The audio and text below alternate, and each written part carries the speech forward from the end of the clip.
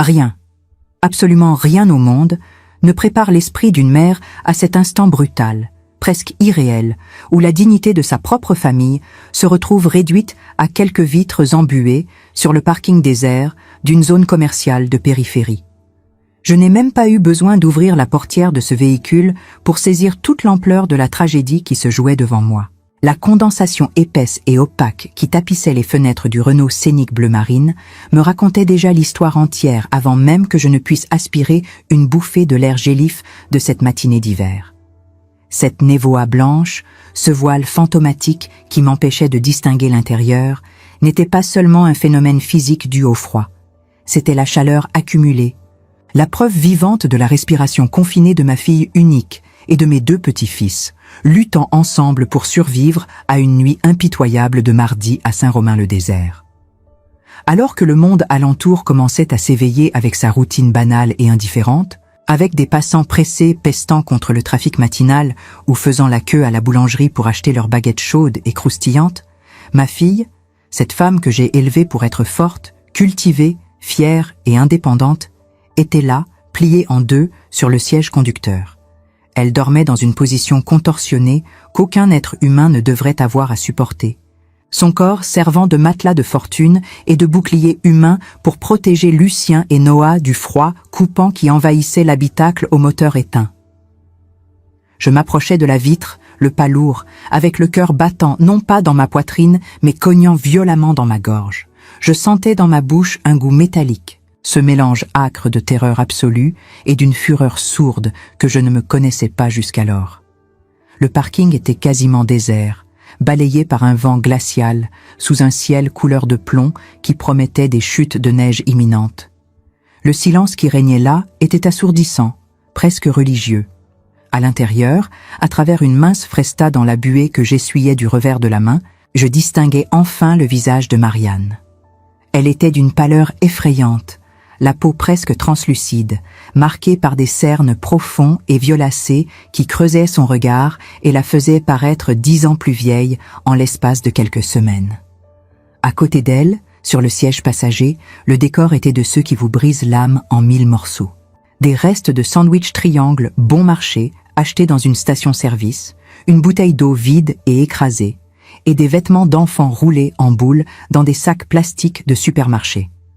Le contraste violent entre cette scène de misère crue et l'image de famille parfaite et prospère que son mari, Hugo Séracourt, vendait avec arrogance à la haute société de la région, me frappa comme un coup de poing physique, cruel et direct, en plein creux de l'estomac. Tandis que ma fille et mes petits-enfants dormaient recroquevillés comme des animaux traqués et sans abri, Hugo s'éveillait probablement à cet instant précis, étiré confortablement entre des draps en coton d'Égypte, dans la chambre principale de cette maison spacieuse que mon propre argent avait aidé à rénover. Je l'imaginais prenant son café expresso corsé, ajustant sa cravate devant le miroir, se préparant à maintenir ce mensonge public qu'il était un homme d'honneur. La colère que je ressentis dans cette seconde fut si limpide, si absolue et glaciale, qu'elle assécha mes larmes avant même qu'elles n'aient la chance de couler sur mes joues. Ce n'était pas seulement de la tristesse. C'était la clarté terrifiante de comprendre que la bonté, parfois, est notre plus grande erreur stratégique. Je fixais cette voiture, symbole de l'humiliation imposée à mon sang, et je réalisais que le temps d'être la belle-mère compréhensive et la grand-mère passive s'était achevé à cet instant précis. Il pensait qu'en lui retirant tout, sa maison, son compte en banque, sa réputation, il lui ôterait aussi sa voix et ma capacité de réaction. Ils avaient parié que la honte d'une famille traditionnelle nous ferait disparaître silencieusement, nous forçant à avaler notre orgueil pour ne pas alimenter les commérages de la ville. Mais ils avaient oublié un détail fondamental. Il n'existe aucune force de la nature plus destructrice, plus résiliente et plus calculatrice qu'une matriarche qui voit sa progéniture menacée de mort. Je me nomme Eliane Vaudrel, j'ai 67 ans, et jusqu'à ce matin grisâtre, ma vie à Montfaucon en Vivarais se définissait par la discrétion, l'élégance contenue et la paix méritée de celle qui a accompli ses devoirs. Je suis cette femme que tout le monde salue respectueusement au marché le dimanche, la veuve respectable qui cultive les plus belles roses de la rue et qui ne hausse jamais le ton en public. Ce que personne ne savait, pas même ma propre fille dans sa totalité, c'est que derrière mes gilets en laine mohair et mon sourire poli se cache un esprit affûté comme une lame, une tête qui a géré les finances complexes d'une exploitation et d'une famille entière durant des crises économiques qui ont brisé des hommes faits. Je ne suis pas seulement une grand-mère qui prépare des sablés au beurre. Je suis une femme qui a appris, à la dure, que le silence est une arme redoutable lorsqu'il est chargé d'intention. Et j'étais sur le point d'utiliser cette arme contre la famille Séracourt avec une précision chirurgicale qu'il n'attendrait jamais d'une vieille dame de la campagne. Avant de poursuivre et de vous raconter comment j'ai arraché ma famille de cette épave gelée pour commencer à démonter, brique par brique, la vie parfaite de mon gendre, je dois marquer une pause et vous poser une question, de femme à femme, en vous regardant droit dans les yeux. Savez-vous ce que c'est que de ressentir une douleur physique ? Une véritable pointe dans la poitrine, en voyant un enfant subir une injustice que vous n'avez pas su prévoir. Si vous êtes, vous aussi, une mère, une tante ou une grand-mère qui serait capable de retourner le monde entier pour protéger les siens, je vous demande, avec toute mon affection et mon respect, aimez cette vidéo maintenant et abonnez-vous à la chaîne. Dites-moi dans les commentaires d'où vous m'écoutez et si vous avez déjà dû être le pilier inébranlable pour quelqu'un que vous aimiez. Savoir que je ne suis pas seule dans cette traversée, qu'il existe d'autres guerrières silencieuses de par le monde, me donne la force nécessaire pour revivre et raconter cette histoire difficile. Tout cela a commencé de manière insidieuse, subtile, comme un poison administré à dose homéopathique, des mois avant cette rencontre terrible sur le parking. Hugo Séracourt, avec son charme étudié, ses costumes parfaitement coupés et son sourire de gendre idéal, est venu me voir avec une proposition qui semblait irrefusable. Il parlait avec passion d'expandre les affaires familiales, d'assurer l'avenir universitaire des jumeaux, de bâtir un empire pour que Marianne n'ait plus jamais à s'inquiéter du lendemain. Moi, dans ma naïveté de mère voulant voir sa fille heureuse et en sécurité, j'ai signé ce chèque de 200 000 €, les économies d'une vie entière de labeur acharné, à moi et à mon défunt mari, l'argent que nous gardions pour nos vieux jours. Hugo et ses parents, Anselme et Odette, m'ont reçu avec des embrassades chaleureuses, des dîners sophistiqués à Rocheval-les-Pins et des promesses de gratitude éternelle. Je n'ai pas vu à l'époque les regards complices et froids qu'ils échangeaient par-dessus les verres de cristal. Je n'ai pas perçu que pour eux, je n'étais pas de la famille. Je n'étais qu'une ressource. Un guichet automatique ambulant qui serait jeté aux ordures dès que le compte serait vide. Peu à peu, la narration a changé radicalement. Marianne, qui avait toujours été brillante, organisée et pleine de vie, a commencé à être décrite par eux comme fatiguée, puis stressée et finalement instable. Hugo commença à venir seul au déjeuner du dimanche chez moi, soupirant théâtralement en découpant le rôti, disant d'une voix accablée: « Pauvre Marianne, elle ne va pas bien dans sa tête, je fais tout pour la protéger, mais c'est difficile. » Et moi, mon Dieu, comme je m'en repens aujourd'hui. Moi, aveuglé par la confiance que je plaçais en sa stature masculine, j'ai commencé à douter de la santé mentale de ma propre fille. Quand elle tentait de me dire, en chuchotant et avec la peur au ventre, que les comptes de l'entreprise ne collaient pas, que Hugo cachait des documents et changeait les mots de passe, je lui disais de prendre patience, de ne pas gâcher son mariage, de se reposer. J'ai été complice, à mon insu, du piège psychologique qui se refermait sur elle. La culpabilité dévorante que j'ai ressentie en la voyant dormir dans cette voiture, exilée de sa propre maison et étiquetée comme folle, fut le combustible incendiaire dont j'avais besoin pour me réveiller enfin. Je frappais contre la vitre avec les jointures de mes doigts, produisant un son sec, autoritaire et urgent, qui fit sursauter Marianne sur son siège. Lorsque ses yeux rencontrèrent les miens à travers le verre sale, la terreur pure que j'y lus fut la chose la plus douloureuse que j'ai vue en 67 ans d'existence. Elle baissa la vitre en tremblant de manière incontrôlable, pas seulement de froid, mais secouée par une honte dévastatrice. « Maman, ce n'est pas ce que tu crois, nous avons juste eu un problème de chauffage. » Tenta-t-elle de balbutier, essayant de remettre de l'ordre dans ses cheveux ébouriffés avec ses mains tremblantes. tentant désespérément de sauver les apparences d'une dignité qui lui avait été volée il y a bien longtemps. Je ne la laissai pas terminer ce pieux mensonge. J'ouvris la portière de la voiture avec violence, recevant en plein visage l'odeur aigre du confinement et du désespoir qui s'échappait de l'habitacle. Je me penchai et touchai le visage de Lucien, qui dormait encore lourdement à l'arrière, enroulé dans une couverture bien trop fine pour l'hiver. Sa peau était glacée. « Sors de cette voiture, Marianne », ordonnai-je d'une voix basse, rauque, qui n'admettait aucune réplique. « Prends Noah, tout de suite. Le temps de pleurer et de se cacher est révolu. Aujourd'hui, nous allons faire quelque chose de bien pire que pleurer. Nous allons commencer à recouvrer la dette, centime par centime, larme pour larme. » À cet instant, alors que j'aidais à transférer mes petits-fils somnolents vers la banquette arrière de ma Citroën chauffée, mon regard tomba sur le tableau de bord de sa voiture. Le téléphone portable de Marianne avait l'écran allumé.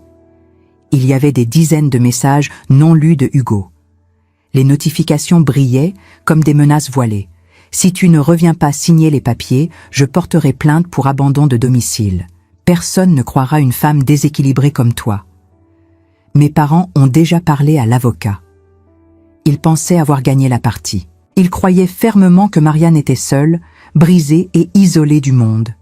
Ce qu'il ignorait, ce qu'il ne pouvait prévoir même dans ses pires cauchemars, c'est qu'en humiliant ma fille de cette manière abjecte, il venait de réveiller un ennemi ancestral. Je serrai le volant de ma voiture avec une telle force que mes jointures devinrent blanches, sentant la texture familière du cuir usé sous mes paumes. La route devant moi était libre, mais mon esprit était déjà des kilomètres plus loin, dessinant avec froideur la première étape de ma contre-attaque. Je n'irai pas hurler devant sa porte. Je ne ferai pas de scandale dans la rue pour divertir les voisins. Ce serait vulgaire, et la vulgarité est l'arme des faibles. Non, la vengeance, pour être parfaite et dévastatrice, doit être servie comme un grand plat de la gastronomie française. Froide, impeccablement présentée, et impossible à avaler sans s'étouffer. Alors que je démarrais pour nous éloigner de cet enfer, emmenant ma famille vers la sécurité de ma maison, Marianne ouvrit la boîte à gants de sa voiture à la dernière seconde et en tira une enveloppe Kraft, épaisse et froissée. « J'ai réussi à prendre ça avant de partir, maman », murmura-t-elle en pressant l'enveloppe contre sa poitrine comme un trésor. « C'est la comptabilité réelle, ce qu'il a caché aux associés et à la banque. » Je regardais cette enveloppe dans le rétroviseur et je souris. Un sourire triste, certes, mais dangereux. La guerre ne faisait que commencer, et la première bataille allait se livrer là où ils se sentaient le plus intouchables, au cœur même du mensonge qu'ils avaient créé. Hugo Séracourt était sur le point de découvrir que sous-estimer une grand-mère française est une erreur fatale. Le trajet de retour vers Montfaucon en Vivarais s'est déroulé dans un silence presque religieux, seulement troublé par le ronronnement du moteur de mon vieux Citroën et le bruit rythmé des essuie-glaces chassant les premiers flocons de neige qui commençaient à tomber.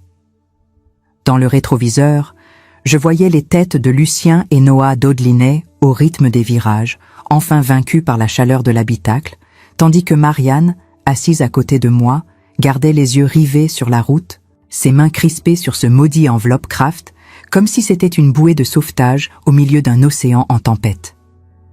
Nous n'avons pas échangé un mot. Il y a des douleurs si profondes que la parole ne ferait que les banaliser. Pour l'instant, ma seule mission était de les ramener dans ma forteresse, cette vieille maison en pierre, au volet bleu pastel, où Marianne avait fait ses premiers pas, et où je comptais bien lui apprendre à se relever. Arriver chez moi, c'était entrer dans un autre temps. L'odeur familière de la cire d'abeille sur les meubles anciens, le parfum subtil de la lavande séchée que je conserve dans des coupelles en porcelaine et le tic-tac rassurant de l'horloge comtoise dans le couloir agirent immédiatement comme un baume sur nos nerfs à vif. Je n'ai pas posé de questions. J'ai agi avec l'automatisme d'une générale en temps de crise. J'ai d'abord fait couler un bain chaud, y versant généreusement des sels marins, et j'y ai plongé mes deux petits-enfants, frottant leur dos maigre pour effacer la crasse de cette nuit passée sur un parking. Voir la peau de Lucien rougir sous l'eau chaude, le voir enfin sourire en jouant avec la mousse, a failli me briser le cœur une seconde fois, mais je ravalais mes larmes. Je n'avais plus le droit d'être fragile. Pendant qu'il se réchauffait, j'ai réchauffé un pot-au-feu de la veille, dont les effluves de bœuf mijoté et de légumes d'hiver remplirent bientôt la cuisine, chassant l'odeur de renfermés qui collait encore à leurs vêtements. Ce n'est qu'une fois les enfants endormis dans la chambre d'amis, sous d'épaisses couettes en plumes, que la véritable nuit a commencé. Marianne était assise à la table de la cuisine, ses mains entourant un bol de tisane fumante, le regard perdu dans le vide. Dehors, le vent s'était levé, sifflant contre les tuiles, isolant notre maison du reste du monde.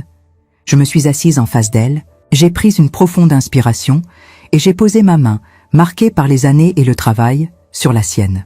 « Maintenant, Marianne, » dis-je doucement mais fermement, « ouvre cette enveloppe. Je veux tout voir. Je veux comprendre comment un homme à qui j'ai ouvert ma porte et servi mon vin a pu transformer ma fille en sans-abri. » Les doigts tremblants de Marianne défirent le cordon de l'enveloppe. Ce qui s'étala sur ma nappe brodée n'était pas seulement de la paperasse administrative, c'était l'anatomie d'une mise à mort préméditée. Il y avait là des relevés bancaires, des copies de courriels imprimés à la hâte, des contrats notariés et des échanges de messages.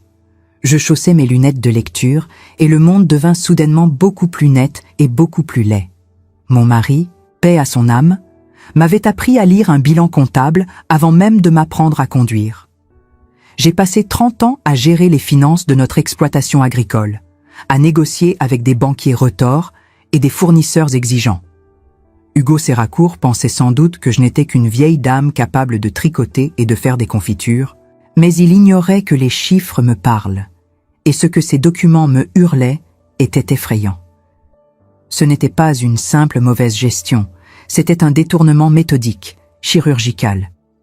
Je vis les transferts bancaires, mes 200 000 €, censés servir à l'achat de nouveaux équipements pour leur entreprise de logistique, avaient été fragmentés et virés vers 3 comptes distincts. L'un au nom d'une société écran basée au Luxembourg, un autre vers un compte personnel caché, et le troisième, le plus insultant, vers le compte joint d'Anselme et Odette Séracourt, ses parents. « Regarde ça, maman !» murmura Marianne, la voix brisée, en pointant un email imprimé. Je le lus. C'était un échange entre Hugo et sa mère, daté de 6 mois auparavant. Odette écrivait « Ne t'inquiète pas pour la vieille Eliane. Elle est trop sentimentale. Elle ne vérifiera rien si tu lui parles de l'avenir des petits. Une fois que tu auras l'argent, on pourra commencer à faire passer Marianne pour dépressive. Le docteur Lebrun me doit une faveur. Il signera les certificats médicaux.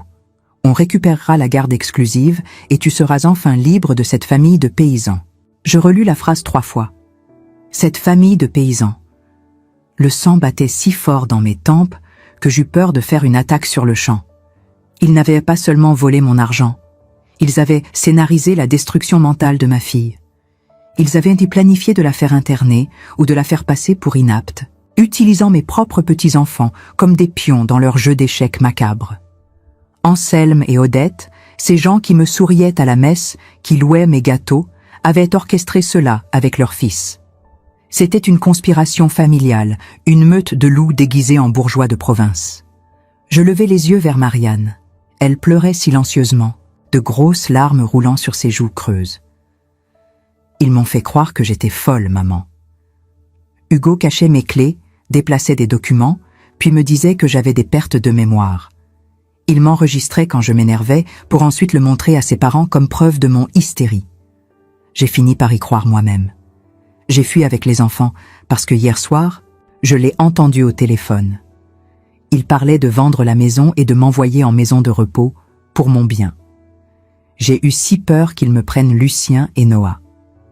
Je me levai lentement. La colère froide qui m'avait saisi sur le parking s'était transformée en quelque chose de plus dense, de plus lourd, comme une armure d'acier. Je fis le tour de la table et pris la tête de ma fille contre ma poitrine. « Tu n'es pas folle, Marianne. Tu es une victime. Mais écoute-moi bien. À partir de cette seconde, tu cesses d'être une victime. Tu deviens mon complice. » Je retournai à ma chaise et repris les relevés bancaires. Mon esprit s'était mis en mode guerre. Je voyais déjà les failles. Hugo était arrogant, et l'arrogance rend négligent. Dans sa certitude de nous avoir écrasés, il avait laissé des traces grossières. Les signatures sur les transferts vers le compte de ses parents étaient imitées. La signature de Marianne était grossièrement contrefaite. C'était du faux et usage de faux. C'était pénal. Mais aller à la police maintenant serait une erreur. La justice française est lente, terriblement lente. Hugo aurait le temps de cacher l'argent, de payer de bons avocats, de retourner la situation en utilisant les preuves de l'instabilité de Marianne qu'il fabriquait depuis des mois. Non, il fallait une justice plus rapide, plus directe. Je regardais l'horloge. Il était 2 heures du matin. « Nous n'allons pas porter plainte demain », dis-je, en rangeant soigneusement les documents dans l'enveloppe. Marianne me regarda, paniquée. « Mais maman, ils ont tout pris !»« Chut !» coupai-je. « Si nous portons plainte, ils seront sur la défensive. Ils fermeront les rangs. Nous devons les laisser croire qu'ils ont gagné encore quelques jours. Nous devons les laisser se sentir intouchables. » Je me dirigeais vers le vieux secrétaire en chêne où je gardais mon carnet d'adresses. Un carnet qui contenait 40 ans de contacts dans toute la région.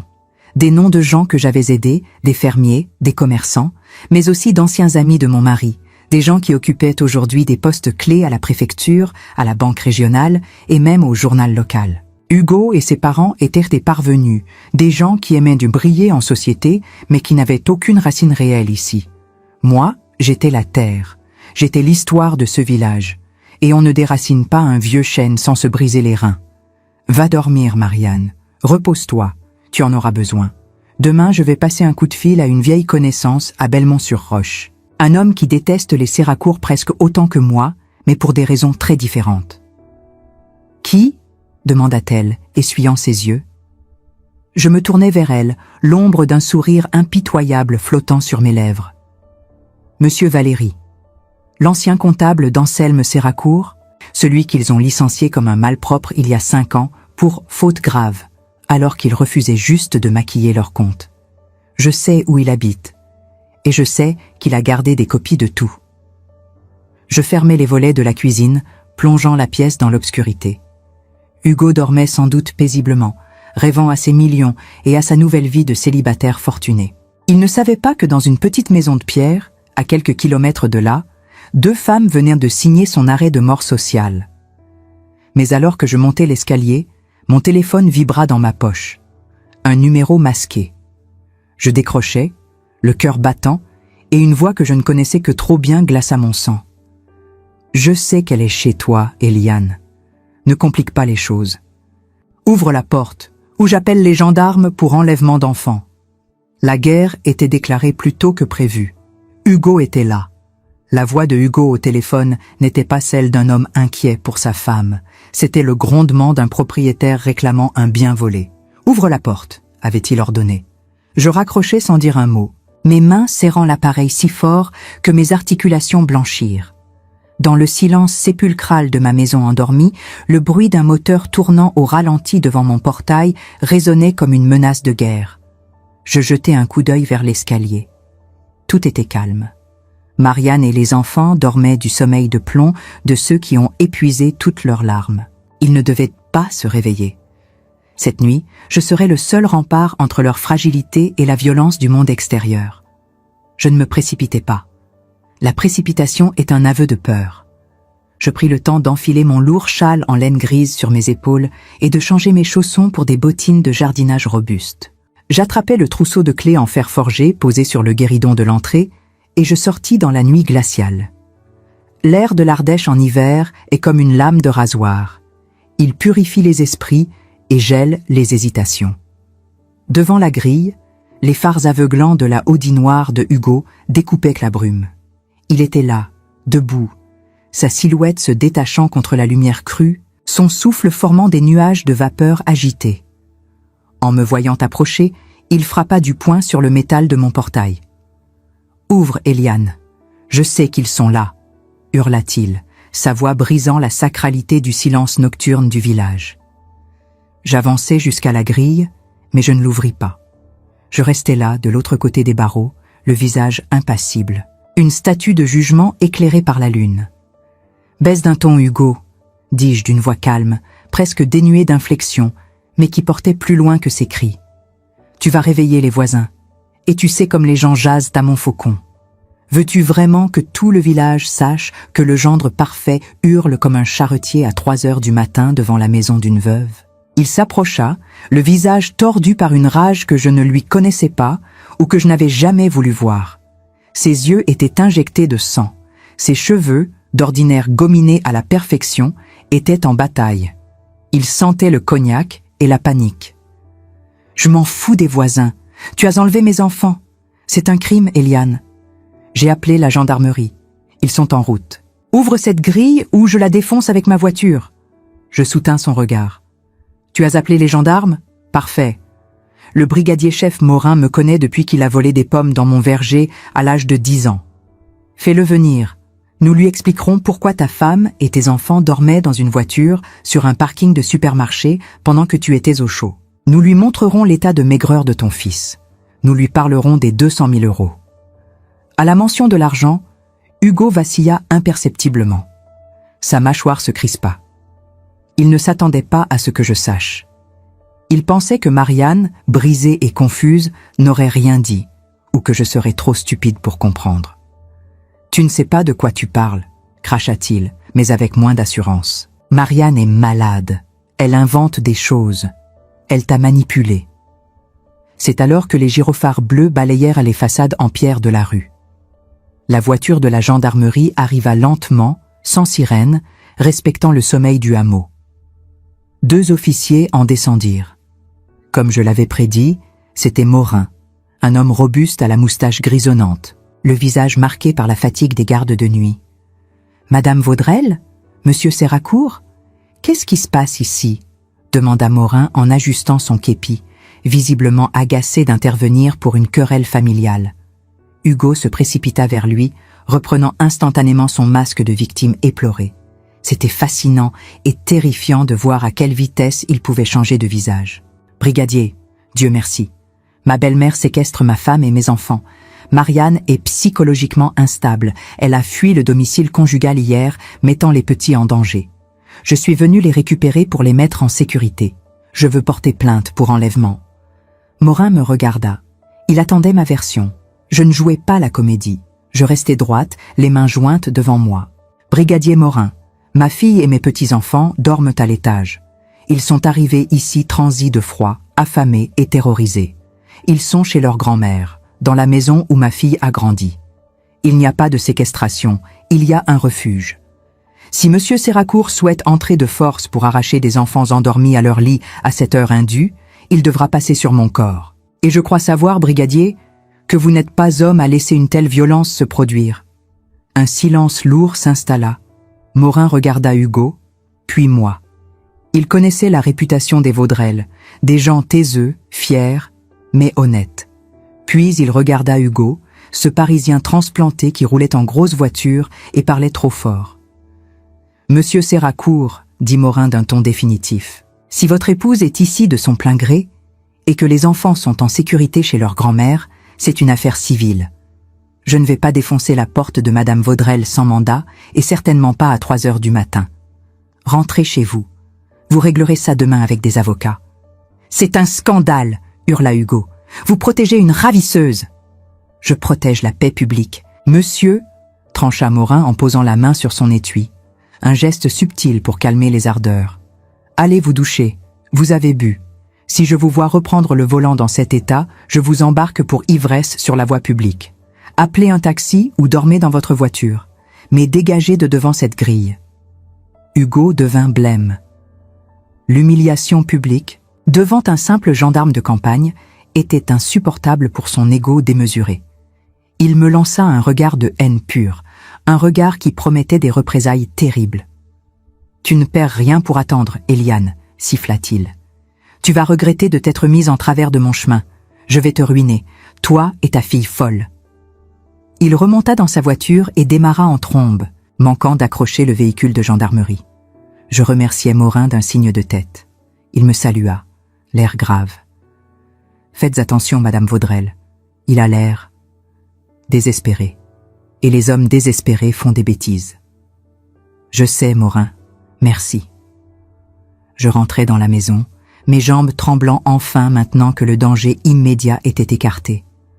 Je m'assis sur la dernière marche de l'escalier, dans le noir, et je pleurais silencieusement pendant 5 minutes. Pas de peur, mais de soulagement. La première bataille était gagnée, mais la guerre ne faisait que commencer. Le lendemain matin, après avoir laissé des instructions strictes à Marianne, ne répond ni au téléphone ni à la porte, tire les rideaux et reste avec les enfants. Je pris ma voiture. Je ne me dirigeais pas vers la ville, mais vers les hauteurs de Belmont-sur-Roche, une zone isolée où les routes serpentent entre des châtaigniers centenaires et des fermes abandonnées. C'est là que vivait Monsieur Valéry. Sa maison était une petite bâtisse en pierre sèche, envahie par le lierre, qui semblait vouloir disparaître dans la forêt. Valéry était un homme que la vie avait mâché et recraché.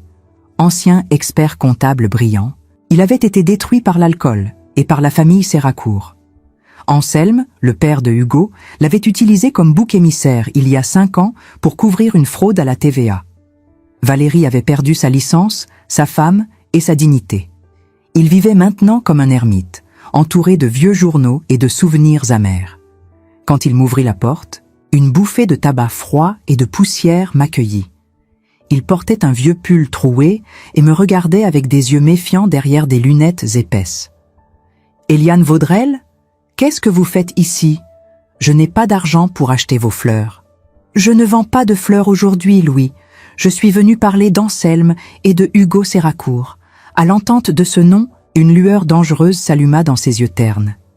Il s'écarta pour me laisser entrer. L'intérieur était un capharnaüm de dossiers empilés du sol au plafond.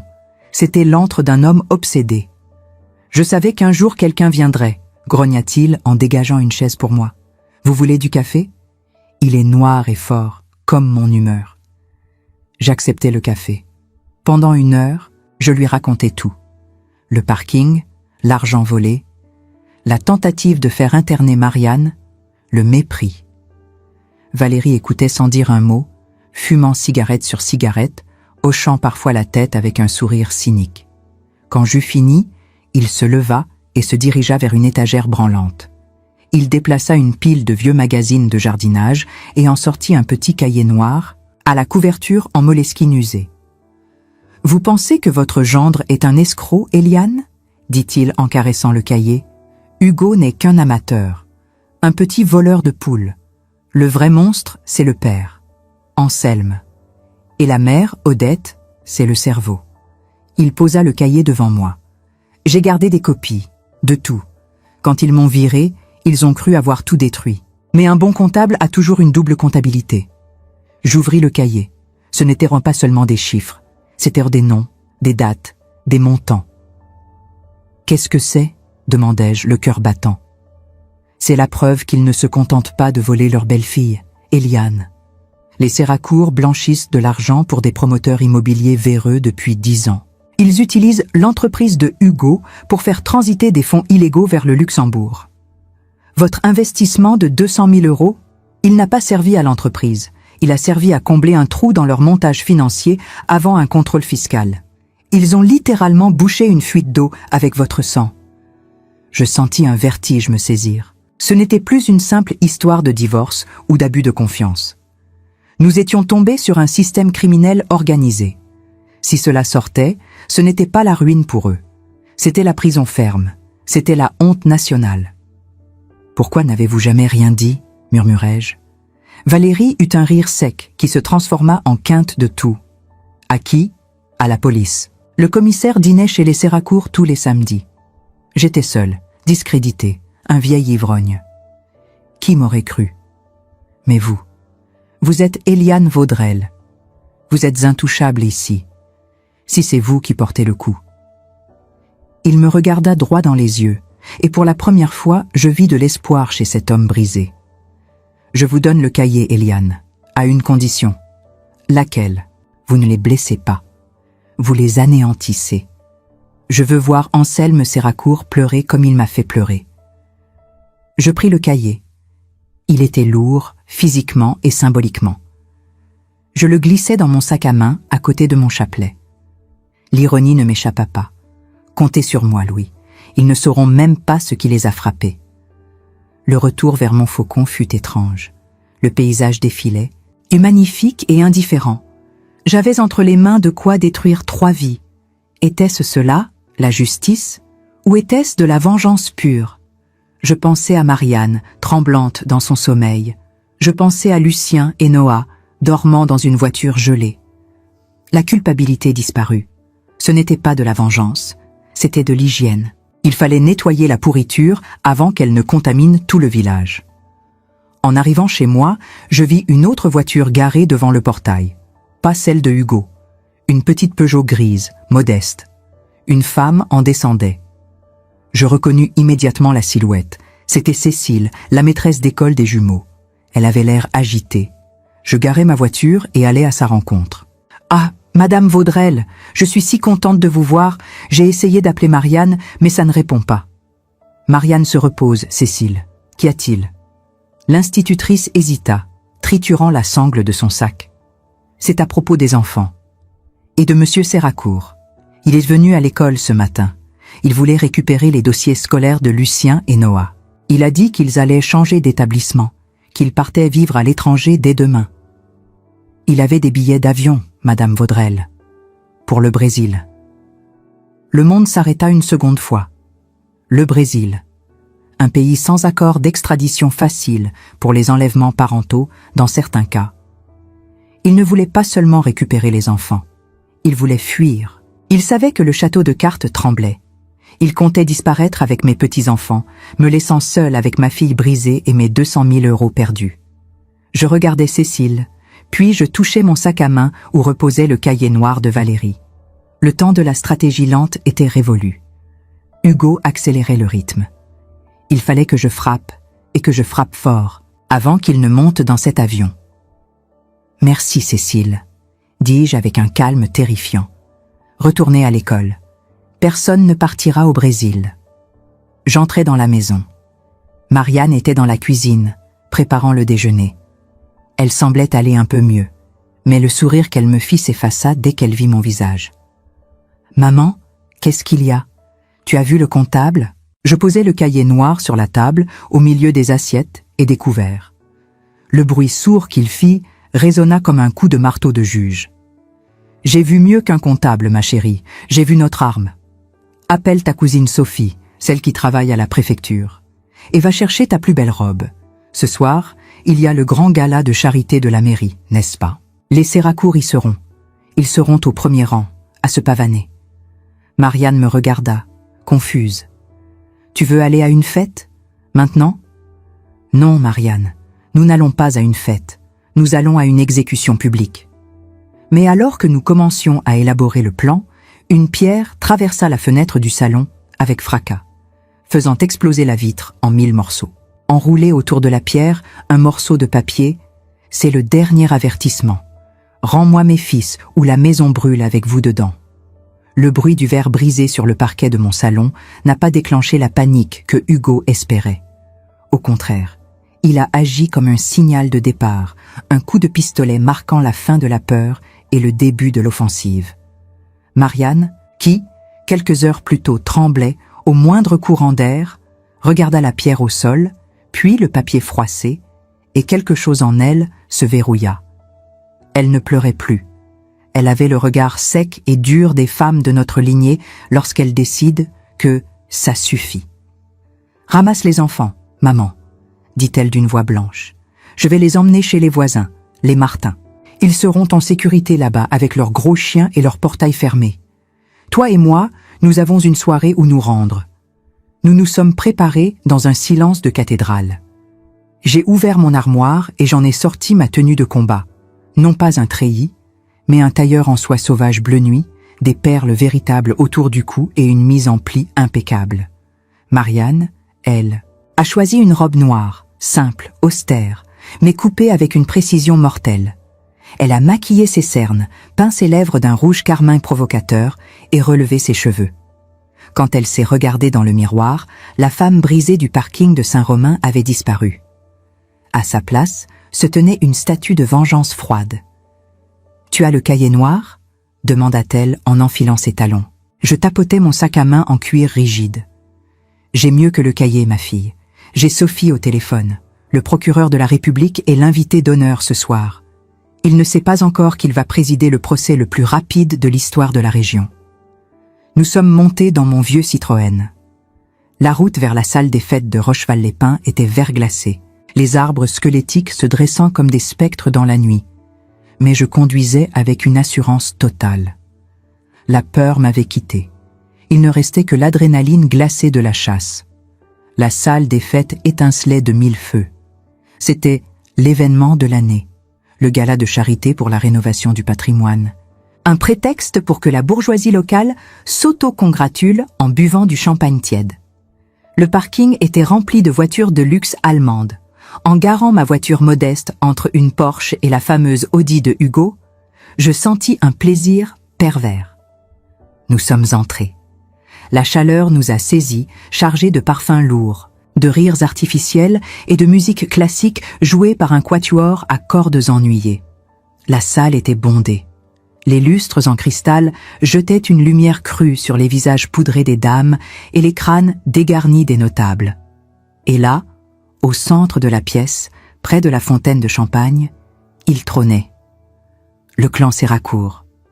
Anselme, avec son cigare éteint à la main, riait grassement à une blague du maire. Odette, drapée dans une robe à paillettes qui coûtait probablement plus cher que ma maison, jouait les grandes dames. Et Hugo. Hugo était là, un verre de whisky à la main, recevant des tapes dans le dos. Il jouait le rôle du mari éploré avec un talent digne d'un Oscar. Je l'entendis dire à un groupe de jeunes entrepreneurs « Oui, c'est difficile. Marianne est très fatiguée. Elle a besoin de repos loin de tout.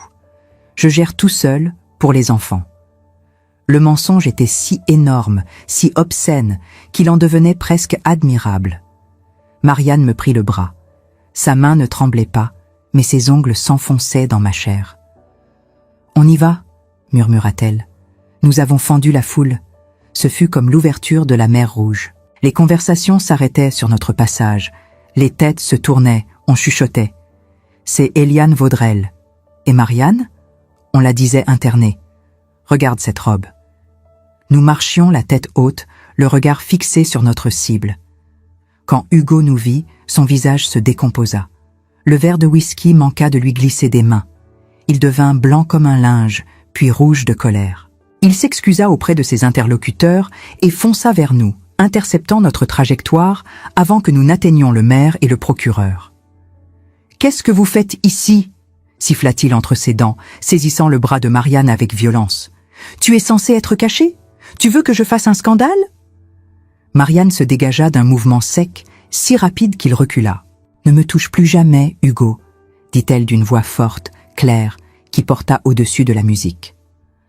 Anselme et Odette arrivèrent en renfort, tels des vautours sentant la charogne. Odette tenta son sourire mielleux, celui qu'elle réservait aux situations gênantes. « Eliane ? Quelle surprise ! Marianne, ma chérie, tu n'es pas en état d'être ici, tu le sais bien. Viens, on va t'emmener dans une pièce calme. »« Ma fille va très bien, Odette, » coupai-je, en haussant le ton juste assez pour que le cercle de curieux autour de nous s'agrandisse. Elle n'a jamais été aussi lucide. C'est curieux, non ? Dès qu'elle s'éloigne de votre thé, elle retrouve sa santé mentale. Un silence de mort tomba sur la partie centrale de la salle. Le quatuor à cordes, sentant la tension, arrêta de jouer. Le maire et le procureur s'approchèrent, intrigués. « Un problème, Madame Vaudrel ?» demanda le maire, un homme rondouillard qui n'aimait pas les vagues. C'était le moment, le pivot. Je sortis le cahier noir de mon sac, ainsi que l'enveloppe Kraft contenant les billets d'avion pour le Brésil. « Monsieur le maire, monsieur le procureur, » dis-je en me tournant vers eux, ignorant superbement les Séracourt qui commençaient à paniquer. « Je suis désolé de gâcher cette belle fête. Mais je pense que les donateurs de ce soir aimeraient savoir où va réellement leur argent. » Anselme Séracourt tenta d'intervenir, son visage pourpre de rage.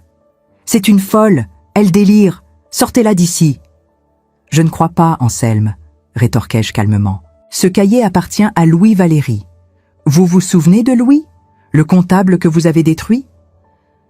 À l'évocation de ce nom, Anselme se figea comme une biche face au phare d'un camion. Je tendis le cahier au procureur, un homme grand et sévère qui ne tolérait pas la corruption. Vous trouverez à la page 12 les détails des transferts de fonds de l'association caritative vers les comptes offshore de la famille Séracourt au Luxembourg. Vous verrez aussi comment mon investissement personnel de 200 000 € a été utilisé pour blanchir de l'argent sale provenant de promotions immobilières illégales. Et ici, je levai l'enveloppe Kraft bien haut.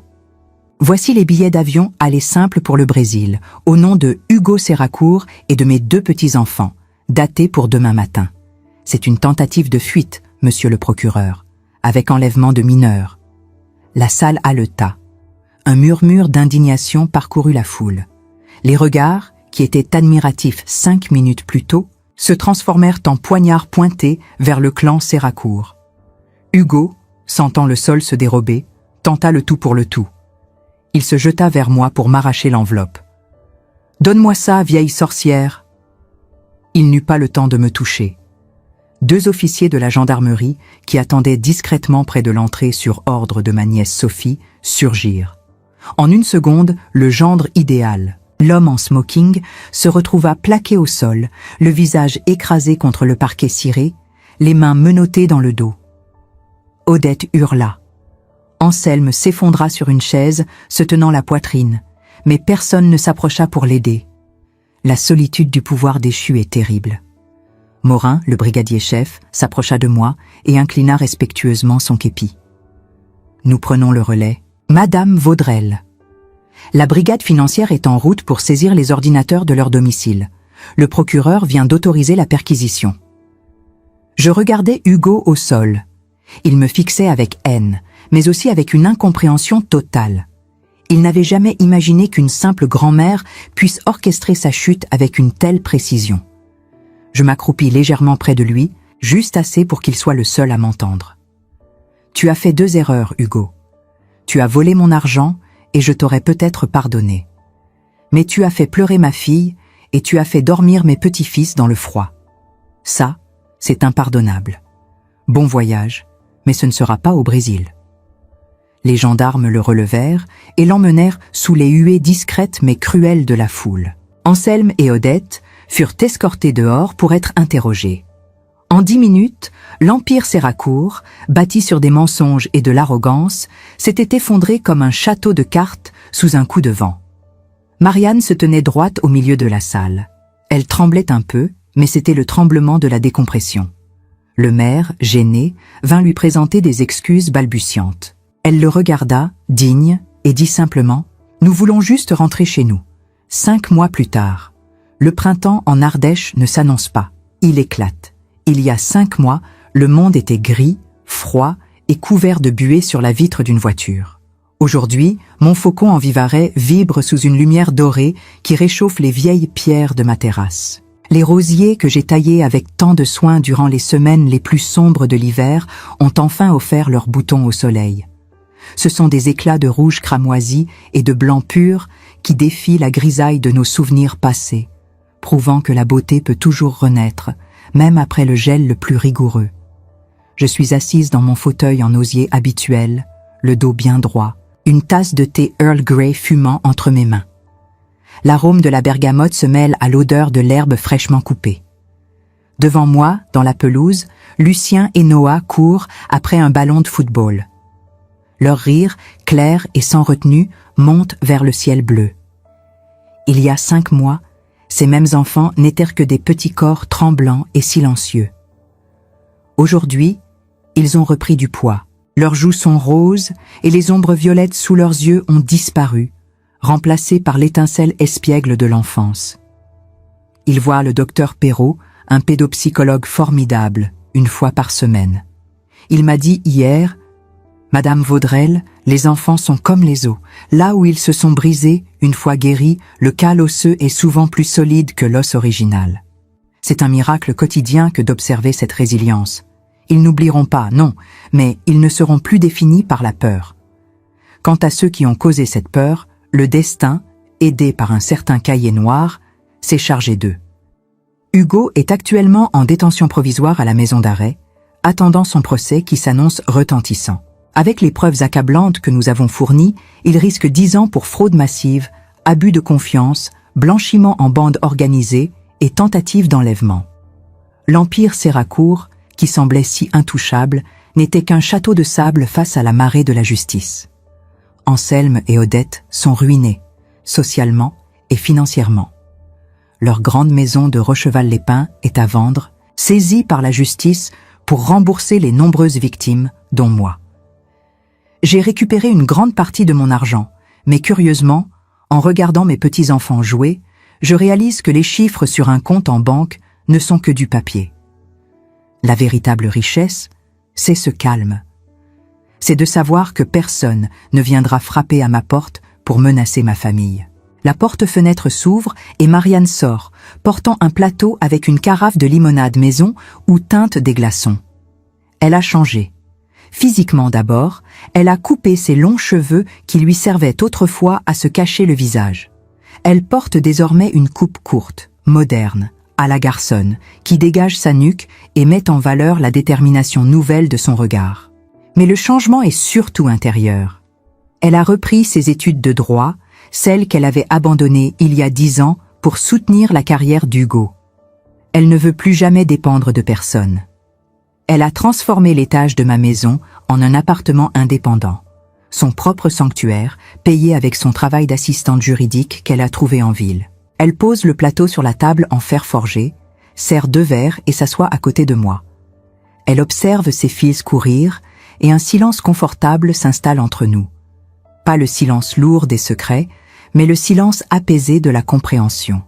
« Tu sais, maman, » dit-elle doucement, en tournant son verre entre ses doigts, « quand je repense à cette nuit sur le parking, je pensais vraiment que ma vie était finie. Je me sentais si petite, si coupable. J'ai cru que j'avais tout raté. » Je pose ma tasse et je me tourne vers elle. Je prends sa main, cette main qui a tremblé mais qui tient maintenant un stylo et des livres de loi avec fermeté. « Écoute-moi bien, ma chérie.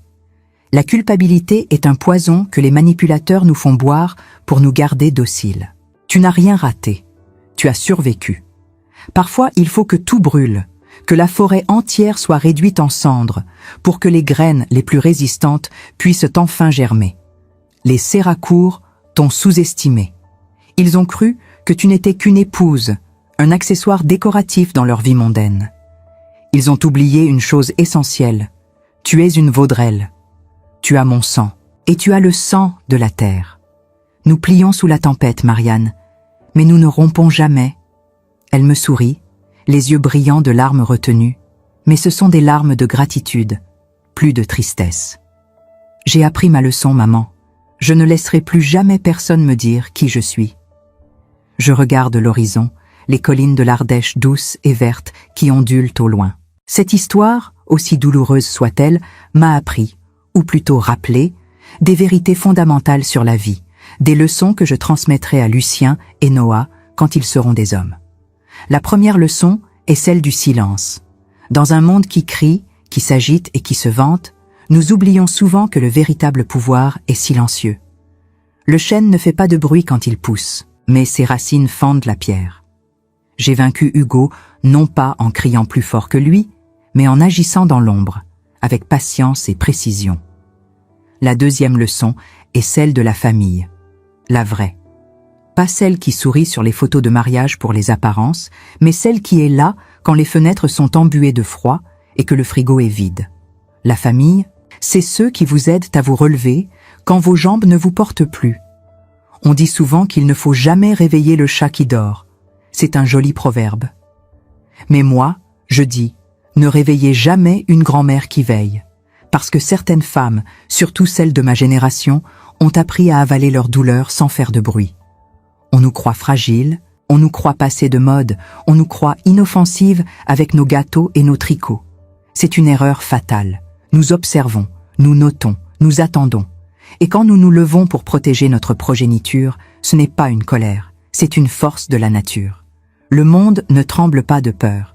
Il tremble parce que l'ordre des choses est enfin rétabli. Je reprends ma tasse de thé. Il est encore chaud.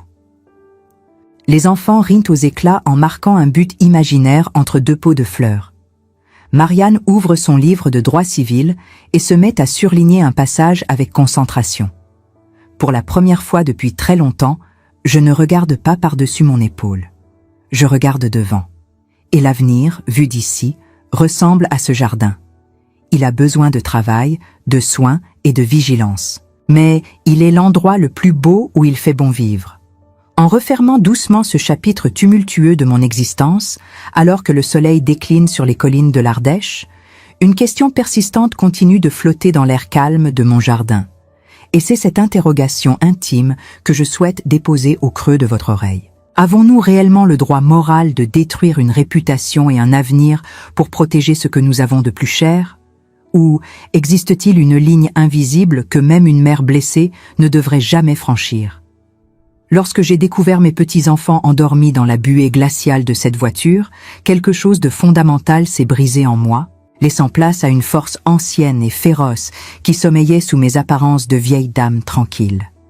Cette transformation brutale me pousse à me demander si vous aussi, dans le secret de votre vie, vous avez déjà ressenti ce déclic terrifiant où la bienveillance s'efface pour laisser place à la nécessité absolue de la guerre. Certaines âmes charitables pourraient arguer que ma vengeance a été trop méthodique, trop impitoyable, et que j'aurais dû tendre l'autre joue ou laisser la justice divine faire son œuvre sans salir mes mains avec les secrets de ce cahier noir. Cependant, la vie m'a appris que la providence a parfois besoin d'un instrument terrestre pour rétablir l'équilibre, et que cet instrument prend souvent la forme d'une femme qui n'a plus rien à perdre. Vous qui m'écoutez aujourd'hui avec attention, vous qui avez sans doute porté le poids de votre propre famille sur des épaules parfois fatiguées, vous savez pertinemment que la justice n'est pas toujours un concept abstrait, mais une action concrète qui demande du courage. Je m'adresse à celles d'entre vous qui ont dû, un jour ou l'autre, se dresser seules contre un vent contraire pour empêcher leur foyer de s'effondrer. Alors, je vous pose la question avec toute la gravité et la sincérité de mon âme. Si vous aviez été à ma place, face à l'arrogance d'un homme qui pensait pouvoir écraser votre enfant en toute impunité, auriez-vous eu l'audace de prendre la même décision radicale que moi? Auriez-vous gardé le silence pour mieux frapper au moment opportun, ou auriez-vous choisi une autre voie, peut-être plus douce, au risque de tout perdre? J'ai un besoin viscéral de lire vos réflexions et vos jugements dans les commentaires ci-dessous, car je sais, au plus profond de moi, que je ne suis pas la seule à avoir dû sortir les griffes pour défendre mon nid contre les prédateurs. Votre approbation ou votre critique m'importe, car elle témoignera de cette réalité complexe que nous partageons toutes en tant que mère et grand-mère. Je devine que parmi vous, il y a des femmes admirables qui ont traversé des tempêtes silencieuses, des trahisons qui ne laissent pas de bleu visible sur la peau, mais qui marquent le cœur au fer rouge pour l'éternité. Ce récit est aussi le vôtre, un miroir tendu vers vos propres luttes, et j'aimerais que cet espace de discussion devienne un refuge où votre parole se libère enfin. Dites-moi également depuis quel coin de ce vaste monde vous m'écoutez en ce moment même. Est-ce depuis le tumulte d'une grande ville moderne ou depuis la quiétude d'un petit village semblable au mien où les traditions perdurent et où tout se sait? Savoir que ma voix résonne dans des foyers lointains, tissant un lien invisible entre nous, me procure un réconfort immense et brise la solitude de mes soirées. Cette connexion que nous établissons, d'un bout à l'autre du monde francophone, crée une toile de solidarité puissante qui nous rappelle que nous ne sommes jamais vraiment seuls face aux épreuves que la vie nous impose. C'est une sororité silencieuse mais indestructible, bâtie sur l'expérience, la résilience et cette volonté farouche de ne jamais se laisser abattre. Si cette histoire a fait vibrer une corde sensible en vous, si elle a réveillé une émotion enfouie ou confirmé une intuition, je vous invite chaleureusement à rejoindre notre cercle en vous abonnant à cette chaîne dès maintenant. Ce n'est pas simplement un abonnement numérique, c'est une manière d'affirmer que vous faites partie de ces gardiennes vigilantes qui veillent sur les leurs.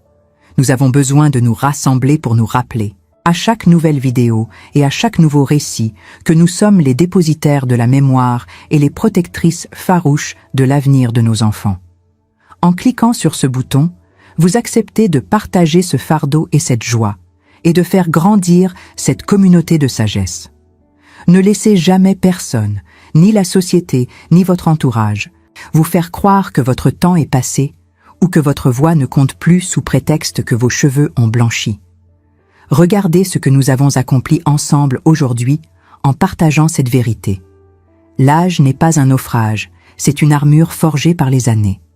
La vie, dans sa grande rudesse, nous enseigne finalement que les cicatrices sont la preuve tangible que nous avons vécu, combattu, et que la dignité retrouvée est la plus belle des victoires possibles.